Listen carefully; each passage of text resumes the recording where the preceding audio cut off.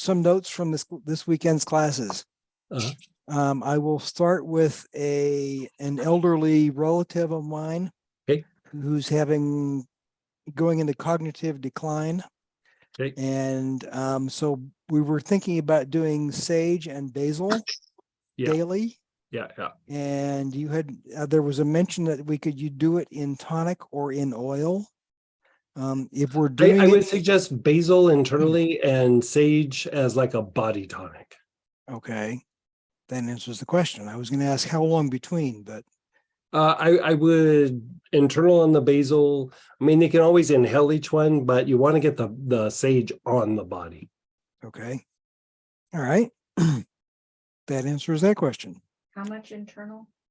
2 or 3 drops internally on the basil. In a little water, a little juice, a little something, and yeah. Okay. Okay, good. That takes care of that question. Unconscious blend for asthma. Would we inhale that or use that internal? Yeah, you would inhale it. You could also put it in a little lotion and on the chest. In the beginning, I would just have them inhale out of the bottle. And then after a little while, you can start applying it to the chest and in the body, like 4 or 5 drops in some lotion, and then just right here. Okay. All right. It's got a lot of larch in it, and larch is really super good for that. Okay. Naoli, if we're going to apply that topically, can we put that in witch hazel? Oh yeah. Okay. Naoli is really good to put all over the body. It's really kind of fortifying and invigorating, and also can potentially help reduce allergies. Okay.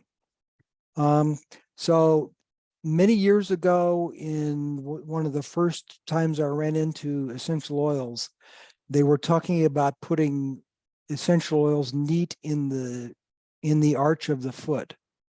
If I'm going to apply oils to the feet, is the arch a good place to go to, or is there a better place on the foot? What are you trying to do? Just is it just in general? General applications. Yeah. Arch is good, especially if there are oils that can be a little bit sensitizing. Like a good example would be, you could probably put a couple drops of tarragon on your wrist, but it might irritate the skin a little bit. But if you put it on like the palm of your hand or the sole of your feet, won't irritate it at all, because different parts of the body, the skin is different in different areas. And so things like that, if you're wanting to hit the bloodstream quickly, put it on top of the foot, because there's less fatty tissue on the top of the foot, so it will penetrate and hit the bloodstream at a much faster rate. Okay. If you're looking at trying to impact the energy body, do in between the toes, like this. Now, keep in mind that there is the potential for some irritation because the skin in here is a little bit more sensitive, like in between the toes. Yeah. And so like I would keep it to things that are very soothing, like spikenard, lavender, even sandalwood, lang lang, something like that. But that would be more because like you're hitting a lot of the meridians that way. Okay. Yeah. All right. Let's see. Okay, for me in doing sleep, in the endocrine class on page 4, we had for symptoms of circadian rhythm disruption. You had under number 4 C treatment, you had suggested using Apotheohola for body awareness, spinal awareness. Okay, so is that so I go to sleep pretty rapidly, but then I'll typically wake up about 2:30, 3 o'clock, someplace in there. And recently I've taken to inhaling tarragon. I seem to be going back to sleep quicker, but if I could avoid waking up at that time, that would be really nice. So if you're falling asleep and you're asleep, I mean, I would still probably use the Apotheohola, and you could do both. You could do a little tarragon and then do the Apotheohola. Mhm. That was a substitute for one of the lotuses or the ginger lily or something. Yes. But if you want to augment that, and this doesn't even have to be an essential oil. This could just be something you go down to the health food store and get. Mhm. But I would take like a capsule or two or a drop or two of St. John's wort right as you're going to bed. Okay. And there was a study done like 25 years ago or something Mhm. that when people took St. John's wort right as they go into bed, and not very much, like a capsule to 2 capsules, Right. it didn't make them fall asleep faster. It didn't make them go like deeper in sleep, but it prolonged the amount of time you stayed asleep. And so if you had the tendency to wake up in the night, Mhm. you started buying more time, like Okay. you go longer and longer. Mhm. For me, working those circadian rhythms will make me last longer in the night before, at some point during the night, I gotta get up and go pee, Yeah. oh man, I gotta go do it at some point. Right. And so it will make it, I'll make it much longer before that happens. The other one is the nerve soothe, which is Melissa combined with a couple other things and Mhm. applied as a body tonic. That will make me sleep through most of the night. I would honestly start with the St. John's wort thing first and Okay. see how well that works for you. All And right. because part of the issue is it's probably hormonal. Like, there's some hormone that starts kicking in about 2, 3 o'clock in the morning and says, like, Ralph, get up. You got to do Yeah. something. And you get up and you're like, there's nothing to do. And it's like, no, really, you should get up. Didn't we Never, just talk never, about never mind. didn't we Yeah, just never talk mind. about pattern interrupts and things? Right, Let me go back right. to my notes here. But the thing that's really nice about the St. John's wort is it is a blood purifier and Mhm. it helps clean up some of the hormones that are like lingering or that are causing that. And Okay. so that way it's just like fresh hormones hitting the system because Mhm. sometimes it's in there and it's just circulating around and just hitting the receptor site. So it's either still being produced or there's just some of that hormone around that then, you reach a certain level of relaxation and then it starts waking you up to take some sort of action that there's nothing going on, but Yeah.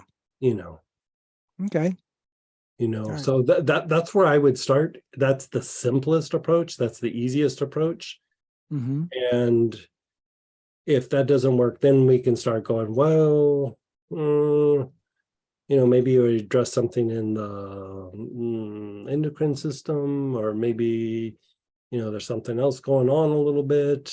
Yeah. Sometimes it's just like a deeper state of relaxation in the nervous system, but still the hormones can be kicking the nervous system in. So I Mhm. like to kind of do the St. John's wort. You're falling asleep fine, you're going to Yeah. sleep fine, you're in deep sleep fine. It's just, you know, that thing happens about 2 or 3 in the morning. And so um I noticed that, especially if it's hormonal, the more that really gets ingrained, the Mhm. harder it is to fall asleep after you've waken up like that. Yeah. And so that is a little bit of an indicator that it's hormonal, but still the St. John's wort should help clean that up. Okay. That's what I would do. All right. Any sort of Um, tinfoil will work for that hat. You can use any sort of, tinfoil okay. for a So hat. I don't have to get Reynolds. I can use the No, local you can Mexican you brand. can use the generic. Yeah, yeah. Okay. Cool. Cool. All right. Coffee for skin detoxing. Hmm. Is there a place on the body that's better to apply a coffee? And I'm going to use witch hazel as a Sure. carrier. Oh, that's a Any great place idea. on the body, like all over the feet? I would hit the hot spots. Like if you have an ache or a pain, I'd hit those Okay. spots. Like if you have a bad back or a bad knee, I'd go Yeah. to those spots. Um, I'm going to share my first experience, because I'd looked for coffee for a long time. Because in the old days, I used to take a big bottle of instant coffee and Mm-hmm. dump it in the bathtub and take a coffee bath that way. And it left a coffee ring, and it's expensive. And so I was always looking for like coffee to oil. Mm-hmm. And when I first found it, I was like, oh, this is gonna be amazing. I'm gonna put it on my feet. And then I put it, I was just putting it neat on my, I put a bunch of drops in my hand, I'd rub it like this, and then I just rub it on my feet. And I was like, oh my God, my feet feel so good. But my lower legs kind of hurt. And so I did it on my lower legs. And then I was like, now my legs, my thighs hurt. And then it was like in my hips. And then I was about up to here. And I was like, I probably should have just done my whole body right off the bat. But I went to my hot spot. And at the time I was having some weird foot thing. Like I'd strained my foot. It's a long story, but you know. And so I was like, oh, I'll go to my feet. This will feel amazing. And plus the energetic component and all that. Ended up doing everything, including my face, by the way, which I didn't suggest, but it felt good. So if just your hot spots feels good, because like say you have a bad shoulder. Right. There's muscle, there's fascia, there's stagnant lymph, there's everything. But if you look at the skin clairvoyantly or even scan it, it's not functioning like it should, like compared to other parts of the body. Even though it's not a skin issue, because of what's happening underneath, it's reflected in the skin. And so you're really wanting to kind of unwind some of those spots so that it impacts the tissue below it, but it also doesn't start spreading out in the skin. And anytime you detoxify the skin, it stimulates the lungs, the liver, the gallbladder, the kidneys, and the spleen to detoxify. So it is, in my book, a win-win situation. Like it is a super good thing to do. Okay. All right. We'll start with the hot spots, and yeah, there you go. Might wind up doing a coffee spit coffee salt baths are amazing. Like I did them every day for like I can't remember, it was like 2 years or something. It was a game changer for me, like a game changer. Okay. Yeah. All right. Red mandarin, what's it good for? Red mandarin, very uplifting, antispasmodic, good for the nervous system. You could actually even use it for opening up the chest a bit. Like you could use it in treatment for like asthma, things like this, especially early stages. Yeah.